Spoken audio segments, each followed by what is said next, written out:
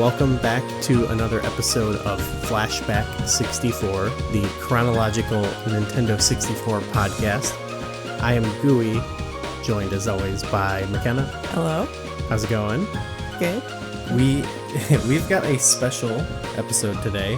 For the first time on the show, we are joined by game professor, lecturer, writer. You also may know him from Winterion Game Studios, root beer aficionado, as we read, Daniel Greenberg. Daniel, welcome to the show. Oh no, you've done your research. I am in trouble. Great to be here. Nice to meet you both. Yeah, good to have you. I don't know. Should we get to the root beer now or later? I saw that you were hoping we would talk about root beer, so. I mean, I will try not to consume the entire hour with this, but the root beer thing's funny. I guess I got hooked on it in the 90s and kind of never really turned away from it. If you are curious, I would just divert to PD's Power Hour. I did a podcast with Michelle. I think we talked root beer for an hour and a half, including but not limited to like the 1876 centennial and sort of the debut of root beer, sort of how some of the flavor profiles start splitting off from like honey and vanilla and sort of the sweet track to sarsaparilla and sarsaparilla's non-carcinogenic replacements that kind of follow down, another route. It was a fun chat. I could spend way too much time on it though, so I would just say go find her podcast. We did a talk about it there. Everything you could want to know about root beer. That's great. That's way up both of our alleys. That's especially McKenna. You were just reading a book of like the history of different types of beverages and stuff, and we both love getting root beer together. There's like a root beer shop we go to. It's at least once a year. It's a couple hours away, but yeah, it's in the town we got like engaged in and everything too. So that's so sweet. Love that. It's part of our trip down there. Is we always got to get a pack of root beer. Yeah, we just relocated our studio to Frederick, Maryland, about 6 months kidding. ago. And there's the North Market Pop Shop in Frederick, which has a tremendous selection of root beers. Do you know about this? Next time we're in Maryland. So McKenna is from Maryland. I'm from Maryland, yeah. And I've actually gotten to visit Frederick, Maryland. Her family took me there once. So nice. Okay. Lots of connections we didn't even expect today.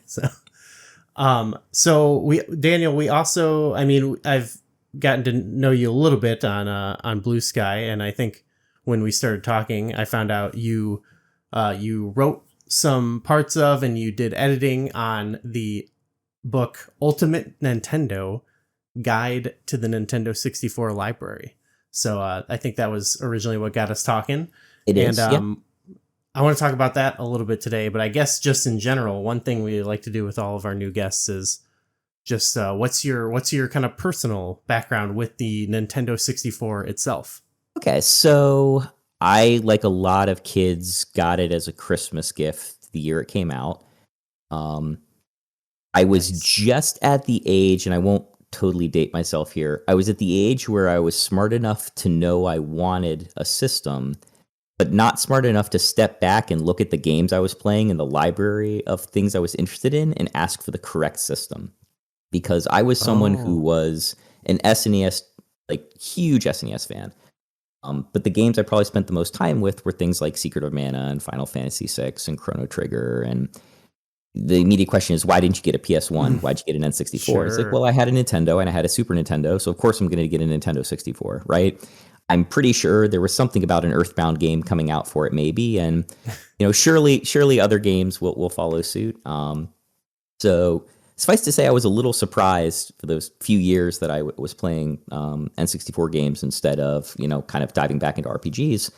But in a way, it was kind of fortunate because it almost forced me to get into a bunch of other genres that I was not as interested in at that age. I think it helped kind of round out my view of games and my understanding of games, not just because it was that big leap to 3D, but also because it was a leap to 3D combined with trying out different types of gaming.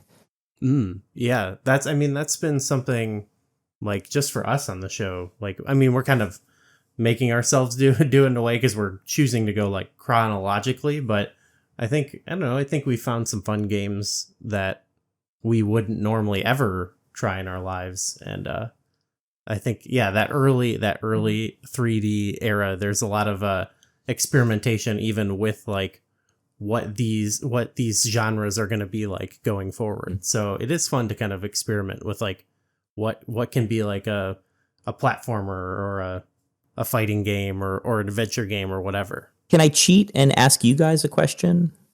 Flip this around for just a second. By all means, yeah. So chronologically playing through the library, I have to ask, how did you assemble your chronological order of games? Because I will say one of the things working on the Ultimate Nintendo series of books is we have to do a lot of research in periodicals and if you can get sales reports, if you can get any data, because the 20th century compared to the 21st was terrible at tracking release dates and having factual stuff. Like we found Nintendo released a PDF of when SNES games came out in theory, but the PDF is brutally wrong. It has factual errors all through it.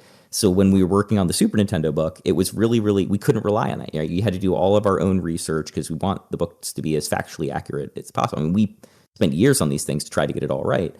And the N64 one was the same thing, right? Primary sources, if you can get them, or if you can't get them, can you find evidence, of things existing like at the commercial at this point in time? Can we whittle it down to a month or a 2-month window and then make a best guess based on like that very, very limited amount of data you have? That took months of research to kind of even just get the dates for those things in the text. That's something even with the launch of the console, like when I first was looking into it, I saw like September 26th, September 29th, like I saw different things. For us, we're not like looking at the book you guys did. It's so well researched, and so it's like an amazing encyclopedia for the library. We're a little bit more loose, so like I basically pulled a just like whatever, a list, I think from Wikipedia, like sorted by North American release date, and I'm like, that's what we go off of. And then we do discover, we have run into times where we're like, oh, that list lied, so part of the fun of the show is discovering like that is not how it happened. Yeah, sometimes I look at like the edit history on that page, and like dates still get changed sometimes. Yeah. So, but we also sometimes will like move, like slightly alter the order if it like makes sense to pair certain games together or like certain guests. So, that should be a disclaimer. We're moving chronologically, but it's not like, if we go a little bit, if things get a little bit wonky, it's okay. And in fact, sometimes some of the games on the list just say like, it came out in March, and so we have to kind of just like decide. Pick a March, any March, they're all great. How did you get involved with writing, contributing to the Ultimate Nintendo book? This one's cool because it gets kind of into how Winterion Game Studios started entirely. I graduated with a master's in computer game design from George Mason University and then went on to be a teacher there, and I've been teaching there for about a decade. But while I was doing my graduate studies, I proposed to the university that I would do a series of videos explaining game concepts to first and second year students, because I realized that as a child of the 20th century who grew up kind of along the foundational lines of home consoles, that you just kind of, it's the same way that when you grow up with computer in the age of computers, we had the advantage of developing soft skills with the keyboard and mouse that kind of contributed to the workplace and helped words per minute for like students climb over 100 by a certain point. And then when smartphones got invented in 2010, we saw students' competency with computers just take a nosedive for like the 8 years following that, because kids were no longer playing games at home on computers. They were playing games at home on smartphones. And so the competency with the keyboard and mouse skills cratered. It occurred to me the same way that, I understand or talk about, buffering or parallax scrolling or a lot of these, especially the 2D concepts, but a lot of these concepts in game design and development that you sort of, it's a lexicon that you assume people have coming in and they don't. In the same way that they may not have an understanding of 20th century games. My students come in and say, I grew up playing up the PS3. I grew up playing 360. And that was years ago when I was still teaching pre-COVID, when I was still teaching on campus. Now another 5 years past that, my students are, I grew up playing PS4. And that besides the Saving Private Ryan gif of me turning 40 years older while I say that, also means that they didn't have the advantages that I had playing NES games when they came out, or remembering the days of when I could get Atari 2600 games for $1 in the bin at KB Toys. So there's this 20th century history of games that I have this advantage of growing up alongside that is not inherent knowledge for game students today. So I wanted to produce these series of videos. And the university thought that was great. They were excited to be doing new media stuff. Our Stern Center was excited for me to make like an online version of my course so students could take it asynchronously. So I started producing all of these videos. I bought a lot of, like a couple $1,000s worth of equipment, including this nice stuff I'm talking to you today on.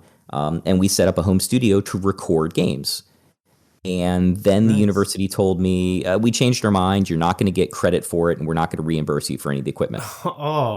So here I am with like all of this stuff, and I'm all set to record and do videos for all these game things, and I'm just crestfallen. What do I do with this stuff?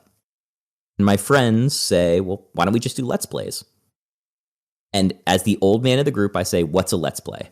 Sure. Right? And this is in 2015. There is no excuse for anyone in 2015 to utter that. Right? Okay. Yeah. I was thinking like 2008, 2009. No. Like by this point, no excuse for me to not really know what this stuff is. But I start watching YouTube and I start seeing the way that the community consumes and sort of commingles in this content and produces it in a way that kind of, even when you're watching it, can give you the feeling of what it is like to play it. The surprise, the excitement, even the frustration, right? That you can get the sense of what it's like to be on the couch at the time. And I thought that was very exciting because in the way that you can review content or talk about content, it's sometimes hard to get some of the ephemera around it, the sense of play. And I thought it was neat that it captured it. So what the heck, we'll create a Let's Play channel. And I do that, and at the same time, I'm working on my master's thesis, which is transmediation of games and opera, specifically looking at Final Fantasy VI, the Dream Oath opera, and what tools that, say, late-era Italian opera can lend to video games and sort of the parallel tracks in the way that they convey narrative. And I love this idea. It's something I write like over 100 pages on this thesis. And I go to Magfest, which you may know is a very large game convention in the DC area. It's my hometown. They have they've got this thing going on there the last day that's like how to get a panel at Magfest. And I figure, okay, great. They'll walk me through the paperwork. I think like I'm really proud of this paper. I'd like to present it at this conference. That's kind of the mental state that I'm in. And they say, go ahead and write down. It's so funny. It's like the Magfest founders and those guys, whatever, they've been replaced 3 times over since then. But they say, go ahead and write your idea for a panel down on a piece of paper, pass it up. We'll pick the 3 best ones and you can battle it out at the table. So I write down my idea and pass it up along with everybody else. And they pick mine and they pick 2 other people. I go up there and they say, okay, so now you're going to say your name, introduce yourself, and talk about it. So I introduce myself. Okay, I say, I'm Daniel Greenberg, an adjunct professor of computer game design at George Mason University. My research is on blah, blah, blah, blah. And I spiel this out for like 2 minutes. And everyone's just gobsmacked and quiet and like looking at this. And there's this awkward silence where I'm like, am I in the right place? Did I walk into the wrong panel?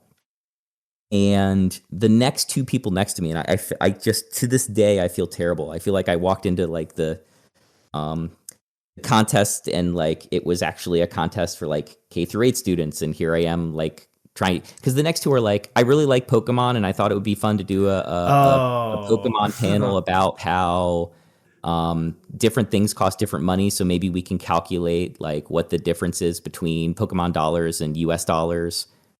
You know, it was like fun ideas for panels, but I clearly was not supposed to take this route. Like, this was not the way I was supposed to get a panel at Magfest. And whatever, the people there picked mine instantly. They were like, yeah, that's the one we want.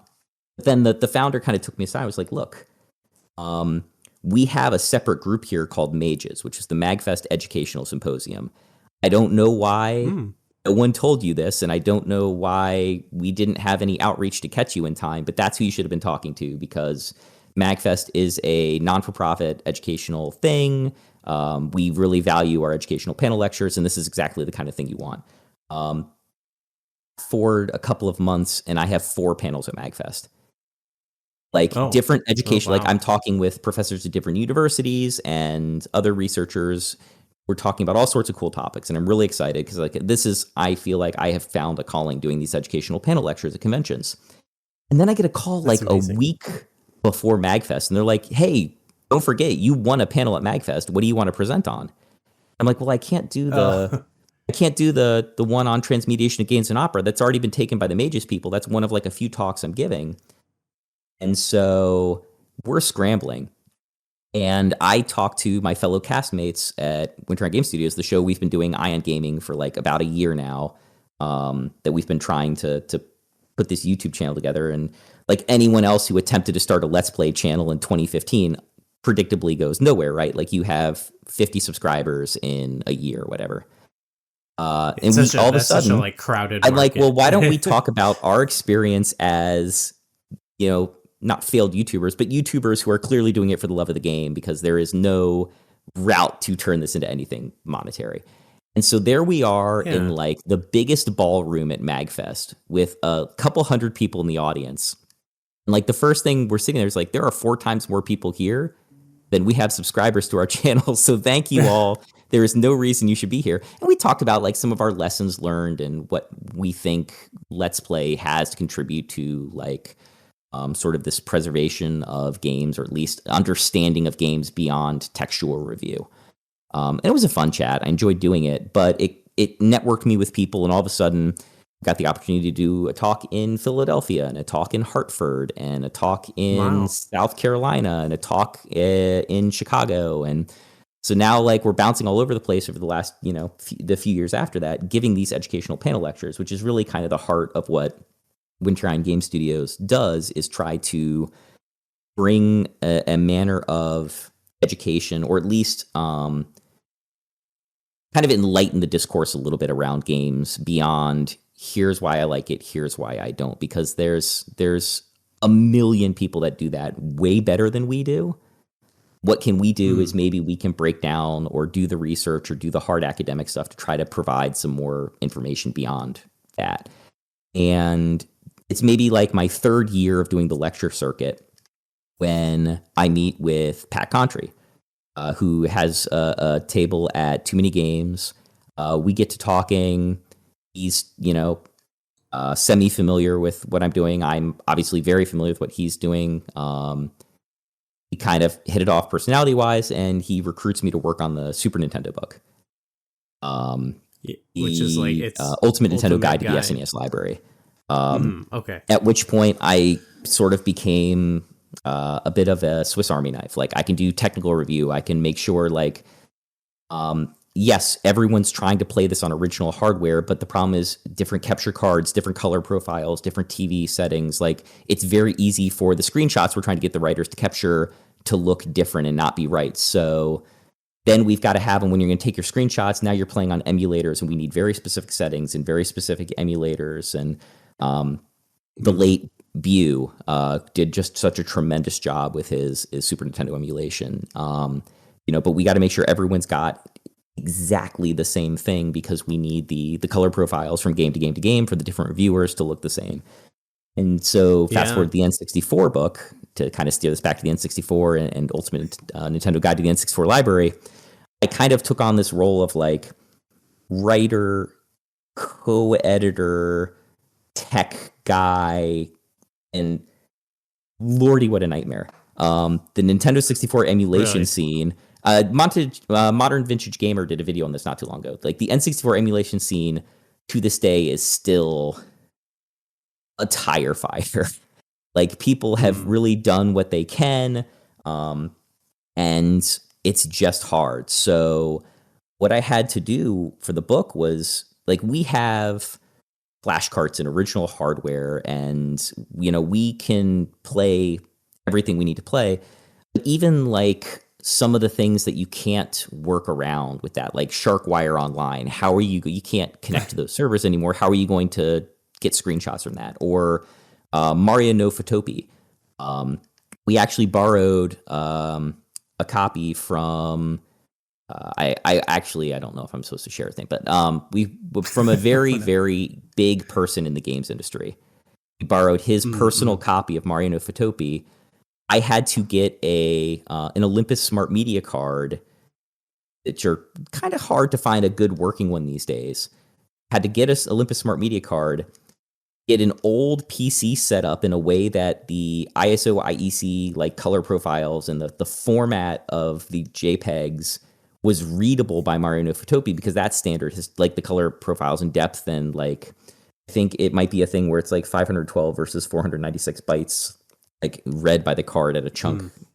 So like in different operating systems, like in newer Windows, if you put in like a flash card to try to like transfer data over, I think the sector size is like 4K by default, and there's no way to like work around that, even if the drive is formatted for a smaller sector size. So that might have had something to do with it. But I mean, I fought this thing for like a week until I was finally able to import pictures. And so I had a working copy of Mario no Photopia with pictures of my little bean of an infant son and Zelda, our late cat, like looking down on him, and like a picture of the gang at New Year's and the house I grew up in, and like all these things preserved in this N64 book now.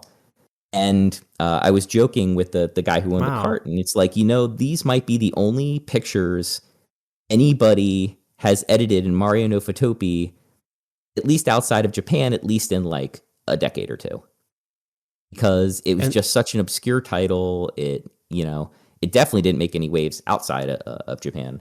And on top of that, the last time anyone bothered to plug in and do this and record it and take pictures, it's just, you can't find it online. There's so little documented evidence of this being used. It was really fun to like the text to be able to capture and do things and really record even the most obscure corners of the system's library. All of that effort does really show in the book. Like I remember like I was reading through the different parts, and then I get to what I think is like, okay, and then it's probably done now. And then there was just so many more things that I had no idea, like types of accessories or just hardware stuff. There's we got in so much trouble for the accessories and hardware. I will share this part. We were trying to limit the hardware and the accessories because Pat and the team, I don't know if you can really tell, the images in the book are like super high quality 3D re-renders of things by 3D artists. It's not like photos. And so when I started digging for hardware and I started finding more and more and more obscure hardware, that just meant the poor artists had to keep designing more and more and more obscure 3D renders of hardware that they can't find good pictures of because nobody has this stuff anymore. So eventually it was like, okay, we gotta figure out a solution for this. So we scaled back how much hardware is in the book. And if you look in the book, you'll see it's like, for more hardware, like scan this QR code to go to the website.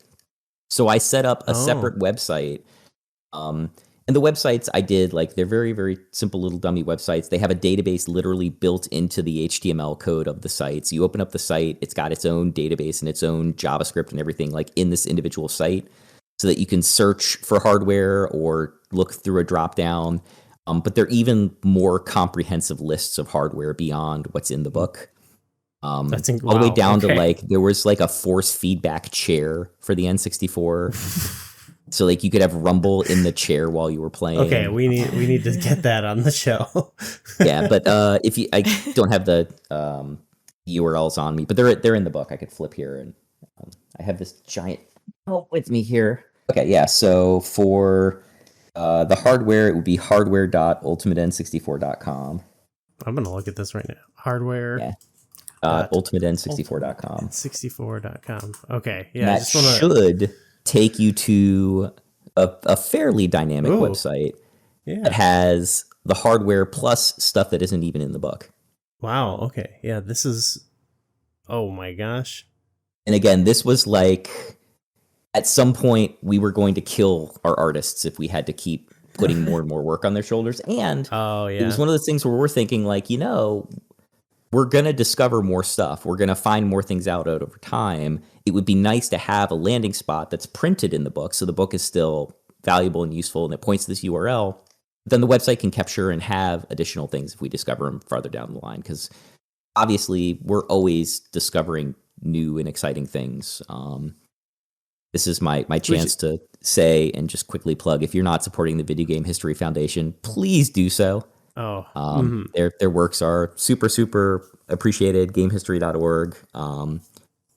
Frank and Phil are tremendous people. I got a chance to do some work with Phil back when he was the librarian at American University here outside of DC. No, American University is technically in DC. But yeah, they're a tremendous organization. They do wonderful work, and my philosophy is every month I try to think of the least used streaming service or something I'm subscribed to that just I don't really need to be subscribed to. Cancel it, save half the money, and give the other half the money to somebody like them. That right on. Yeah, they have an amazing resource online too for people like so. I mean, I appreciate like the work that both they put in and that you guys put in on this book. Like I said, that has just an exhaustive, like I will always now have this as a reference too. So it's going to help us out a lot too. So thank you. I'm happy to hear it. No, it's nice to hear it. It is. It's something where it's a nice coffee table book. It's a beautiful book. I'm really selling this, aren't I? But it is also something that as a professor, I do think of it as a little bit as like a reference volume. I want somebody to feel like they can open this book, hunt through it, find a game that they want to know more about, and something in that text, whether it's like a unique fact in the reflection or something about the way the game is described, makes it informative, makes it useful beyond just, I'm going to flip through and pick a game, or it's really cool to be able to look through the whole library and have this here because I'm a fan of this system. Like the NES, the SNES, and the N64, this little trilogy of texts where it's got something for those people, but I do think of it also as a reference volume, which is one of the reasons that I'm so excited to have been a part of working on these, Totally. Yeah. I would be pumped. I'm pumped for you. Honestly. Exhaustive information about the games themselves too. Like there's obviously a wide variety of things you cover, but the games themselves have a lot of valuable information. McKenna, you were talking about some of the extra little details that you like that were on there for the games. Yeah, I liked the kind of rating of how common the games were, and if they were like Japanese only games, what like level of knowledge of Japanese you needed to know. Oh yeah, that's great. I love that. Because we're going chronologically, like North American games. We're sticking with that, but not with like we're not covering stuff beyond that. In fact, we want to, and that I think will be useful to us of like considering like what would be some good, Japan only games to start with, where it's like, oh, we could just the two of us could figure out what's going on in the game and everything. And that was one where like my katakana is really weak. I do the best I can, but tools like Google Translate, like modern overlays where you can have things roughly translated for you, were just a godsend working on this. This was the only book we did this on because the Famicom library is ginormous. You can't do it for the NES book. It would have over doubled the size of the NES book. The SNES, the Super Famicom library, is also really, really large. the N64 only has about 100 Japanese games. It's like 300 North American and PAL and 100 in Japan, and that's it. So like the book is limited in scope. It's actually possible to do them. So that we were like, you know what? We've got the room. We've got the team to do this. Let's do it. So we added the Japanese N64 games to it. I got tasked with doing a lot of them. I know how to play Rishi Mahjong, so I did a bunch of the Mahjong games in the book. Did some of the more, I guess, interesting titles. I got stuck with one or two of the pachinko games.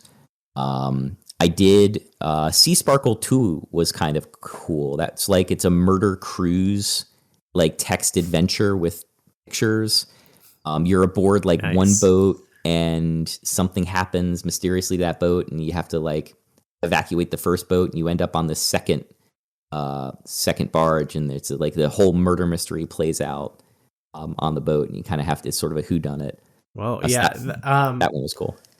That's another reason I feel like we need to try those things. I feel like there's types of games that they would not like. They would be like, maybe we don't release that for the American market. Like they might not be into that or stuff. So I feel like there's a lot of like unique styles of games that we could encounter that way. I'm just pulling that name up real quick because I can vaguely remember it.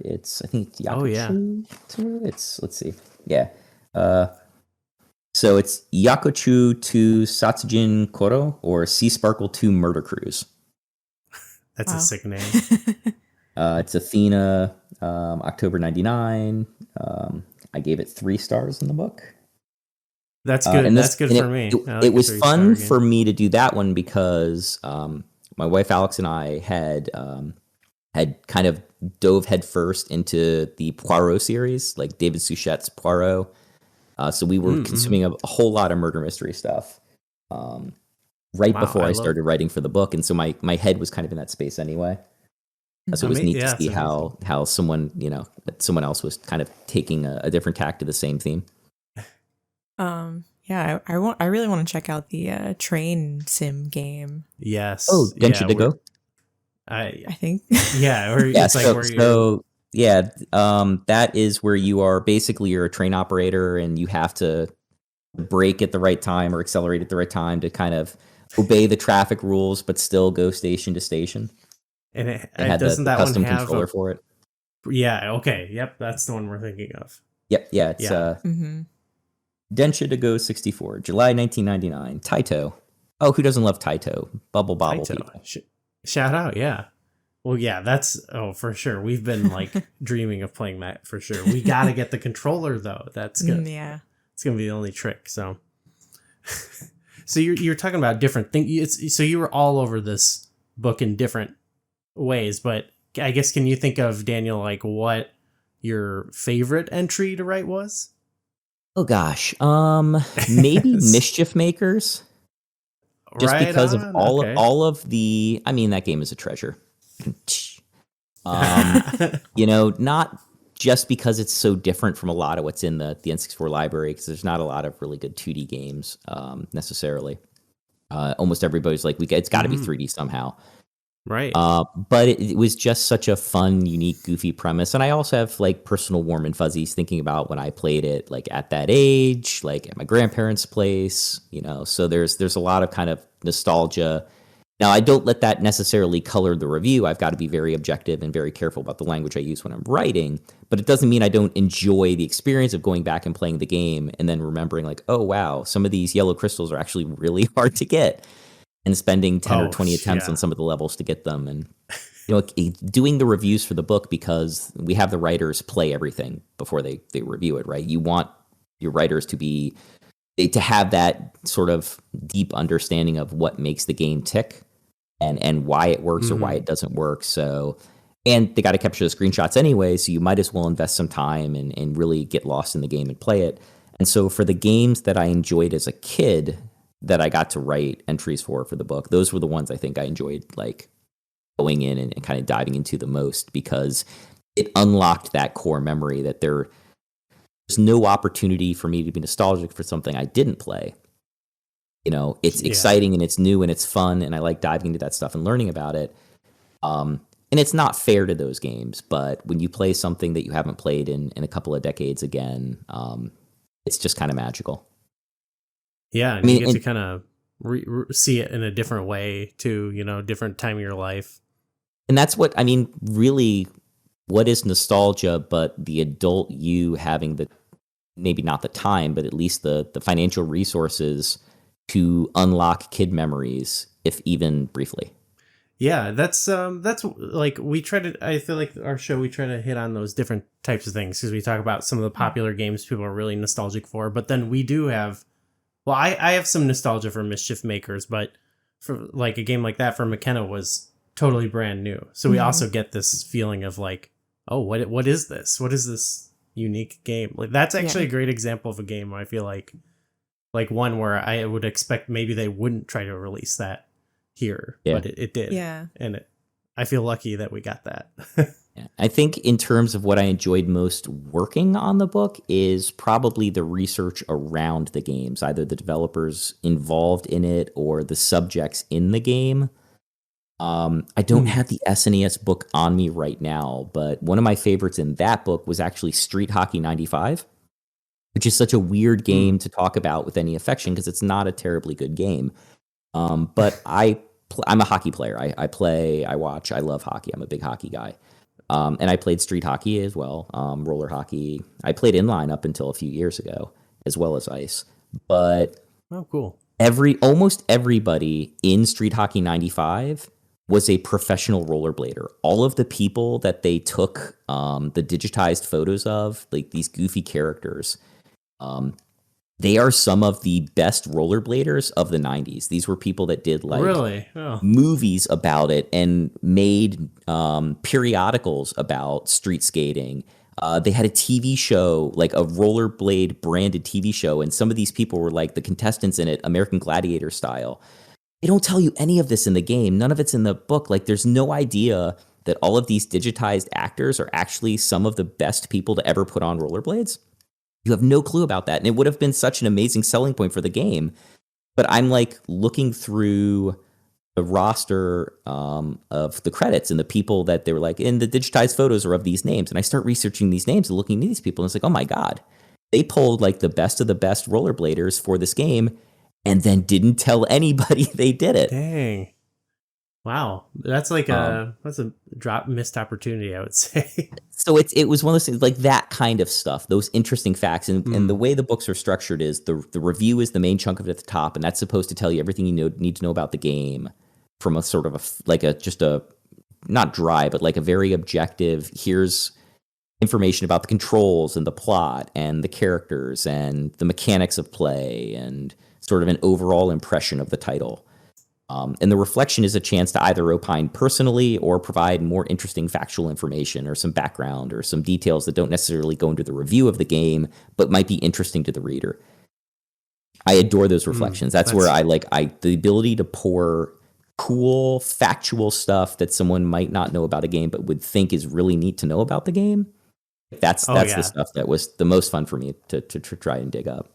Yeah, I think I'm gonna start referencing it like basically every episode we do, because I am always looking for like those little, like whether it's more context or just something like a cool fun fact like you just mentioned. Like that's kind of what I'm most interested, as you said. Like we don't really do reviews on our show necessarily. We talk about our experience playing it, but it's not like a review show. One, because I feel like framing it as a review intimidates me. So I appreciate you guys like doing these in-depth reviews for all the games. But my favorite parts are like the little extra bits or the personal connections, stuff like that. And yeah, it goes extremely deep. Like we said, in fact, at the back, towards the back, there's also like, different sort of like pieces by different people, which I also find really interesting because it's like it can be something that's educational or it could be someone kind of talking about a specific type of genre or like, like it's different like types of avenues for people to come in and like write about different interesting things. You had something in the back about like the technological development of the N64, which Yes.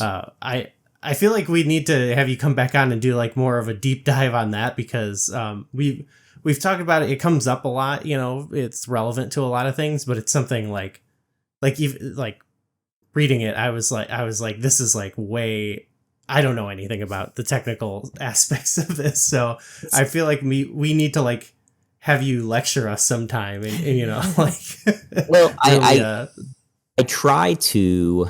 It's funny, like at the same time, I want to do like a deep dive and talk about how complicated the API was for the Nintendo 64 and how to make calls to the architecture required like a very good understanding of it, that Nintendo didn't fully share with developers because they thought that some of the API was a little too complicated, too risky, too low level. Like we don't want to give third-party devs a complete understanding of how the N64 works. So they gave them kind of a watered-down API. And so early on, a lot of devs didn't know how to take full advantage of the system because they weren't working with a full golf bag, as it were. You know, they were going out on the course with a 3-wood instead of a driver and a couple of irons instead of 5 or 6. And so that affects some of the early development. And it's not until later on that developers kind of get a hold of a more complete toolkit for development, or this whole weird coprocessor thing that, you know, you have these two chips that are kind of working in tandem, or the 4 kilobytes of texture memory that you're working with. And just this, so many of the games look the way they do on the console because of that extreme limitation to the texture map. And the developers that tried to think of clever ways to get around that or store that information elsewhere, because it is a cartridge-based system, the bus is really fast. Like the N64 can fire information across itself at lightning speed. It's not a matter of the data getting there fast enough. It's where you put it. All of these weird little technical elements that go into the console, you know, everything from Project Reality and Silicon Graphics developing this and showing it off on computers that were like an order of magnitude stronger than the N64 would turn out to be. right. And the N64 was already a very powerful system if you just look at the raw numbers compared to a lot of what was out there. So yeah, it's a very bizarre story. It's a little bit like the PS3. I think the N64 and the PS3 both share this situation where the hardware inside them is a little offbeat, not predictable, not a simple, not necessarily a clone of a PC, but something close enough to the development hardware or close enough to a standard environment that like it's easy to work on or comfortable to work on. You know, the PS1 shot off in popularity in part because it was almost pitifully easy to make games for it compared to the Nintendo 64, which had a much more complex architecture and a more complicated roadmap to making games on the system. You know, the PS3 with the cell processor was this bizarre CPU that didn't have like any of the same orders or structure as the development software that people would have been using for it. So it takes, you know, very savvy developers or people that can take the time and the effort to learn how to develop for this very specific environment, and how that affects how many games come out and which companies decide they're going to commit to this and which companies say we're just going to focus on something else. Or, you know, like a port for one thing isn't necessarily as good for this system as it is for that system because the devs just don't know how to take advantage of the hardware the same way.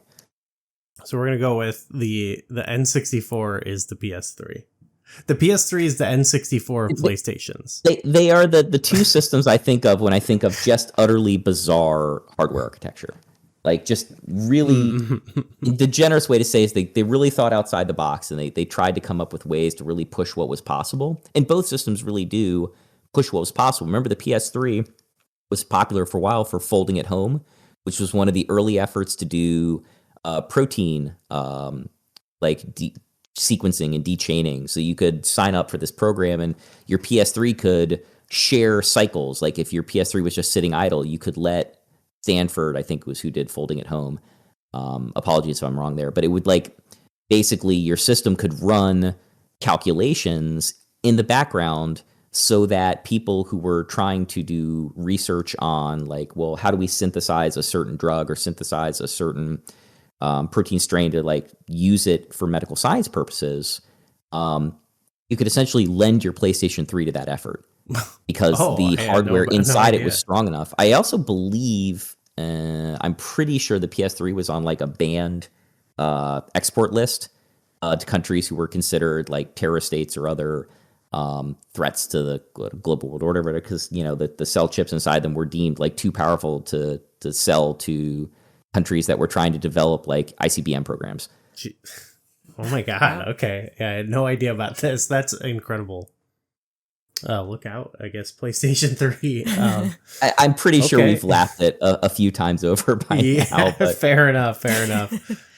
Well, yeah, I mean, there's so much in the back here too. Yeah, we'll have to. I feel like a lot of them are. A lot of the like. There's so many opportunities for like deep dives here that I feel like we could always reference this book for different topics and stuff on the show too. So I thank you for that. For it's like is a good idea sparker, I would say.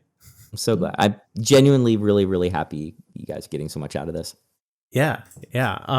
So I thought one final thing we could do here before we go, just like a little fun thing at the end, a little cherry on top.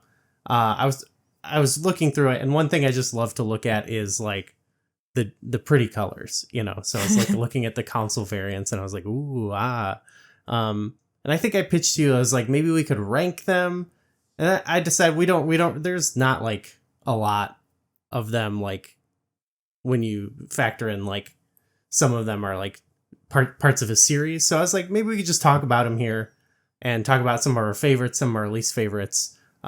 Just because I don't know, when I look at these, I just like, I wish I had them all, So in general, I love the console variants of, I think this is like one of the consoles that has like the coolest color variants.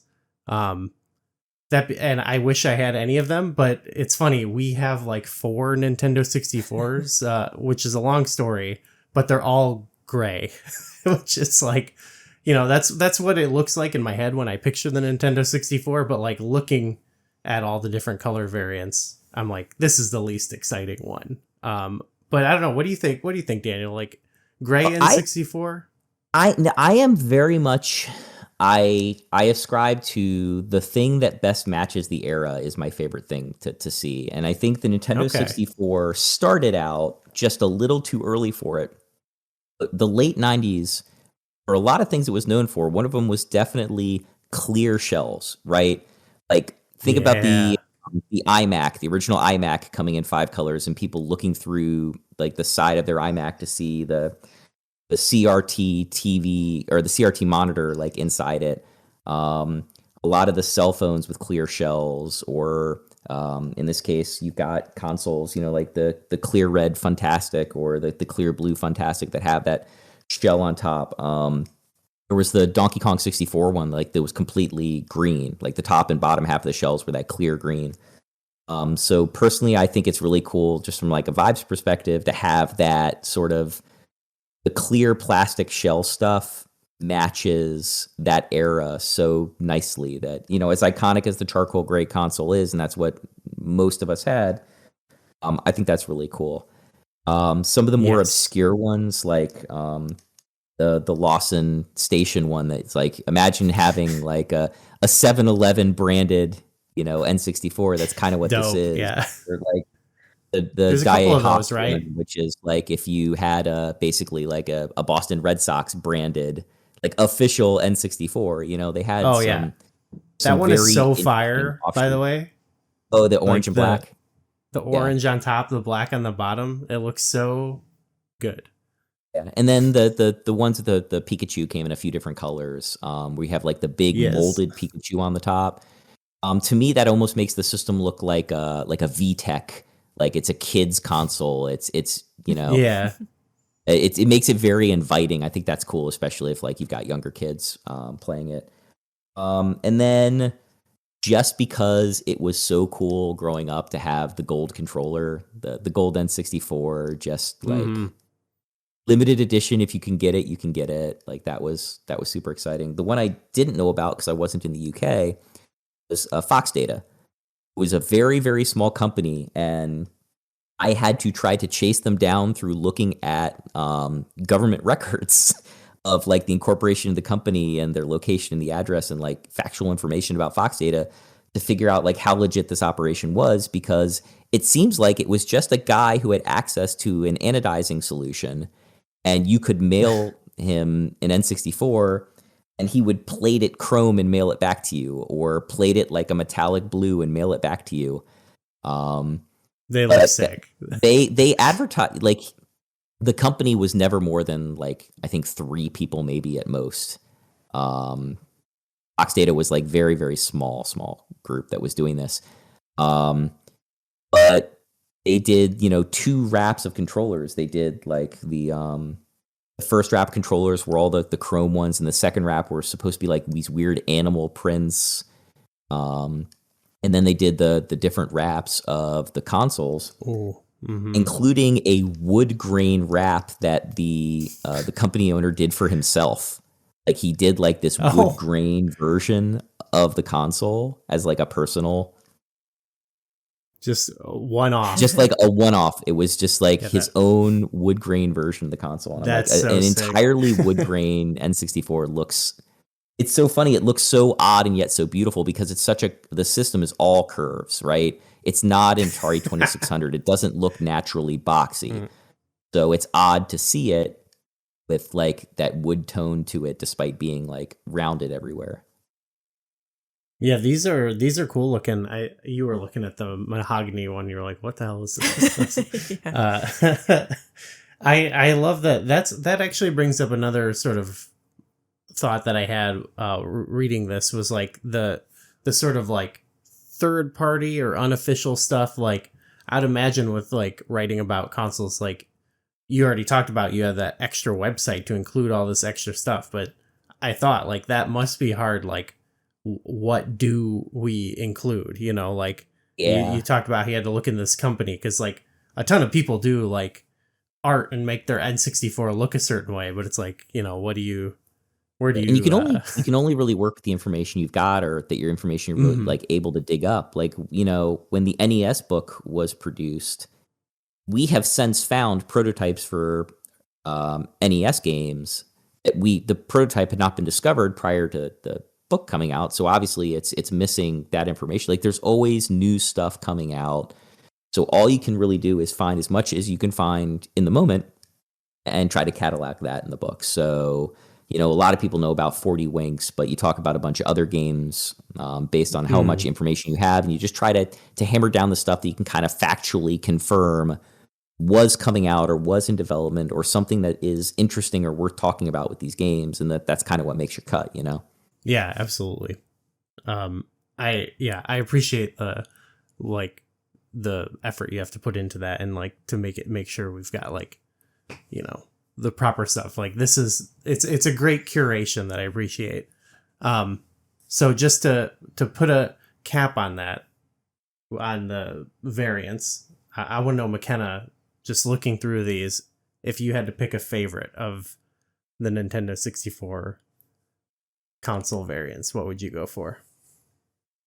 I like the clear ice blue. Okay. I do love the clear ones. Yes. I love them on the Nintendo 64. I love the Game Boy ones. I would love to see them come out with clear Joy-Cons. I've been saying that forever. Yeah. But yeah, they look really cool, and blue is my favorite color. So the ice blue too. Ice blue. It's that's what I like about those. The red one too, the watermelon red. Fun. It like really does look like, it's not just red. It you look at it and you're like, that is watermelon red right there. Like, it's a sweet looking console. And everything old is new again. There might just be, maybe we're just one console generation away from having another, clear revolution. The one that struck me is we got a purple, but we never got an atomic purple. As popular as that atomic purple controller was, they never did the console in that same color, which I always thought was interesting. You had all these variants, but the atomic purple console never happened. Yeah, that seems like a foolish mistake, if you ask me. Do you have Daniel, do you have a favorite one of all these? Like, if you could, your desert island Nintendo 64? Yeah, probably the gold one. And again, as much as I like the clear stuff, there was something that just, again, tapping into that sort of youthful, like the idea that you could have a gold Nintendo 64 just seemed like to kid me so surreal or impossible. Like, we already own a Nintendo 64. There's no way your parents are going to get you another Nintendo 64 because it's gold, or you know what? It just wasn't going to happen. Whereas with later consoles, and I'm older, and I'm pulling in my own money now, I can go get whatever I want. But back then, it's like you are dependents, and so things seem more out of reach or more exciting, more outlandish, and that system, I think, was just at the right age and just at the right level of gaudiness, that it just seemed like this almost mystical, unobtainable thing. So it would just kind of be cool to like hold that up and be like, "Hey, check it out, Kid Dan, we got one."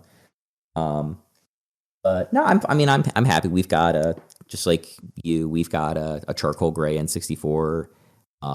It got us through this book. Played hundreds of games on it. So capturing footage. And just one other thing on the gold thing. I feel like too that's kind of the start of like now like a ton of the like Nintendo consoles always get kind of like the gold, or they'll get like the Legend of Zelda. That's now it's all Zelda branded.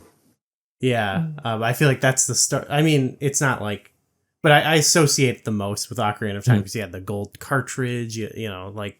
I mean, sure. Yeah, even going back to like the original Legend of Zelda Gold card, that's kind of always been a thing, hasn't it? Yeah. So I always love to see that. I want to, I just want to say I like the like 3D Pikachu that's on top of the Pokemon console. Like, I'm not even a Pokemon guy. He's adorable. I particularly like the one that matches the logo colors, the blue and yellow. This one matches, yeah. Okay, I kind of like the light blue, like it. That one, yeah, I like that one too. I will say, other than the Hawks one, I don't really like the halvesies ones. I there's something about them I don't like. Maybe if I saw it in person, I'd feel different. But looking at the picture, because I read the bottom part's more like it's like semi-clear at the bottom, or no? Is it just straight up like? I'm pretty sure it's mostly opaque. I don't have one on me to look through it, but yeah, something weird about. Well, the red one kind of looks like a Pokeball, which is sort of cool, but yeah.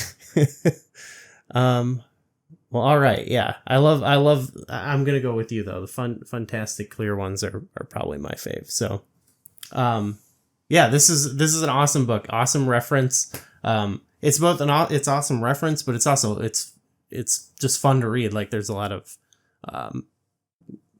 great tidbits in there, good like essays and stuff from people. So I highly recommend checking it out.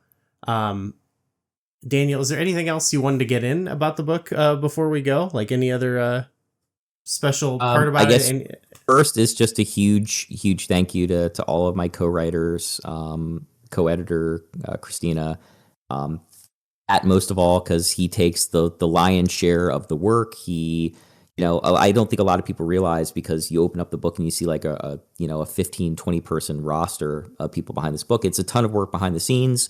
It's a ton of work to put it together. But nobody on that team does more than Pat does to make these things happen. He's the one who doesn't just put his money up to buy the print runs and hope they sell and kind of, take that financial risk. But he's also writing as much or more than all of us and editing everything and triple checking our work, So it really is not just a commercial venture for him. It's a huge labor of love. So, I'm super appreciative of him for like taking a stab at doing these at all, let alone doing the first, seeing how hard it is, doing the second, being exhausted from doing the second, and somehow putting himself through the 4 years we spent on the third book. Like, this was a tremendous undertaking, and so I'm super appreciative to the whole team, and especially to Pat for getting these things out the door. Not just because it's something I'm excited to say I was part of and that I can send to people or show people, like, here's this physical text that I got to contribute to, to be a part of. It's like your small little contribution to the zeitgeist. Just because I do think they're awesome and valuable things. And beat the rush, buy one today, right? Is that what I'm supposed to close with? Yeah, that was a good sell. Yeah, I love it. I mean, we're recording an episode tomorrow, and I need to open the reference for the games Yeah. we're talking about and see if I can mine any extra tidbits out of there. Thank you so much, Daniel, for coming on. Just for yourself, anything, what would you like to promote, plug? Go ahead. Oh gosh. Okay. I'll steal a couple of minutes. Why not? First things first. How do I put this? I can't stop writing. I am working on 2 additional writing projects right now. One of them is also related to like an encyclopedia of games. I won't get too much into it. I don't know how much information the team has put out about it yet, and I'm pretty sure I'm under NDA for that one. So that I'm hoping to wrap up work on that one this year, maybe closer to the end of this year. And then there is a second book, which is the first one that is my byline. This is a book by Daniel Greenberg. This is something that I have been researching for 15 years now. I have interviews from some of the creators who have since passed away. I have interviews with their families, pictures, history. It is on a game series that very few people know about, and fewer still know that multiple companies owned the rights to the series and that it changed hands and that there was a very interesting story that has never been told about what happened when it changed hands and who really owned it. And it's a game that got created in multiple different genres by people that played it all over the country. And so it's this almost remarkable tale of different people executing different visions around something that they all at one point in their lives shared and had an interest in. And so it's something where I'm going to put this out. I guarantee you 100 people top to bottom will buy it. So this is not going to help my mortgage any. But it is exactly the sort of thing that I wanted to produce the day I decided that being a professor of video games was something that mattered to me, that I was going to contribute knowledge to the field.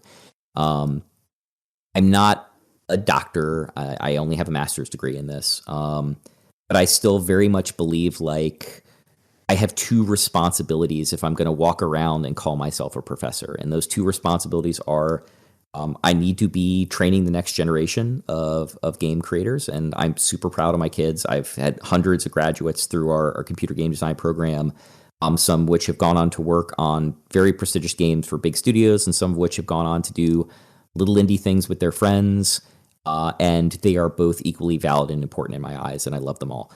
And then my other responsibility, and this is something that really matters to me, is contributing knowledge to the field. If I have the opportunity, if I have the access to talk to people, a lot of people who do this, who are involved in games media or new media online or web stuff, it's very hard. I've had people ask me like, how did you get, to talk to Nolan Bushnell? How did you get to talk to Sid Meier? How did you get to talk to so-and-so? And this, but it's, there is something when you approach someone with a George Mason email address and say like, I'm a professor of game design and I'm studying this and I'm researching that, and people, take that a different way than, here's my name's Daniel and I've got this YouTube channel, Winterion, and nobody subscribes to it, and I'd like to ask you some questions. There's a cachet that comes with, and I'm not saying I didn't earn it. Like I worked super, super hard to get my degrees, but there's cachet that comes with being who you are and having the job you have. And that affords me the ability to research this stuff. And I feel like because I have fought for and earned that ability to research, I would be doing everybody, myself most of all, but everybody disservice if I did not attempt to use that to produce original information. Because everything that I have researched, everything that I've looked up for these Ultimate Nintendo books is something that somebody else went through painstaking effort to write down. Even if it's down to like things on the Internet Archive that were saved from 30 years ago that somebody had the good sense to scan and digitize, like someone like Jason Scott, who understands how important it is to preserve things that may seem completely irrelevant to somebody at any given moment. Like, oh, here's a weird memo that went out in like April of 1992 from somebody at Konami to somebody at Westwood. But that could actually be like super important in dating things or giving you information about when a game might have come out or giving you information about when somebody might have come on board at a company. And I think my opportunity to contribute information so that 20 or 30 years from now, people who are researching 20th century games or early 21st century games can pull up the work I have done and cite it and say, this was valuable, this was important, this got me closer to what I was trying to discover, and that information exists and is calcified in a way that people can then access it and use it. That's the dream, right? Like that's the thing to aspire to, is that you can contribute knowledge to the field, that you can give people information they didn't have before. They can learn something from what you have done. And that is a driving force in everything I do, from the dumbest Let's Play of a random game on my channel with buddies. And not that I don't love doing it. We've probably done, I think, over 750 videos on the channel at this point. Like we have a hard time doing it lately because we're far away from friends now and life has forced us in different directions, and it's trickier to get the gang together and to record and to play stuff. We still adore doing it. But even in those little things, we've attempted to try to do little like VH1, if you remember, pop-up video. Like you have little things pop up like, boop, like, did you know? Like the reason this boss is called this is because so-and-so had this happen to him on spring break. And, like just information there, or doing a review after we've played a game as like a post hoc analysis and talk about like why the game's important and why it matters. Like, why do I get sniffly at the end of Bubble Bobble? Well, it's because, MTJ like designed this game because he wanted to bring couples closer together in the arcades and kind of get what was a sort of a bifurcated gaming public in Japan, like to have more women going into the arcades and more couples going into the arcades and, more married couples going to the arcades and playing together. And so he wanted to do something that was based on friendship and love. And in the Taito Legends video that he recorded, he talks about why he started becoming a game professor instead of making games. He said, I'm somebody who, if you make games, you're a tree, and I want to be somebody who plants trees, because what that meant to him. And then he passes away like way too young, but his legacy is all of the kids he taught. And how am I supposed to think about that and not A, just break down crying and how beautiful it is, but B, not be inspired to do the same, Yeah. Wow. Yeah. I mean, I think those sort of philosophies, like they come across in what you do. So yeah, thank you so much for offering your time to us. Thank you both. I've had a blast. Yeah, we'll have to have you back on and go more into certain games or any, like I said, any of the stuff on here. It's really cool. Well, if you're doing this in chronological order, I guess hit me up whenever. Let me know, like, hey, we're thinking of doing so-and-so game. You did the review for it. Do you want to talk about it? Like, because in the book, all the reviews have like a little dash and then a couple initials at the end. And that'll tell you which of the writers reviewed that game. Even better, because I know I got a couple games from you, but that I love to like widen the pool, because there's plenty of times where, like it's great to have a lot of options of who we can talk to. So yeah, if I can get you on any others and stuff, I'll go through it and I'll add you to my my master list that I have. So yeah, McKenna, good job today. It was great talking to you. And we'll see everybody next week for another episode. Thank you so much for listening, and see you later. Bye. Bye.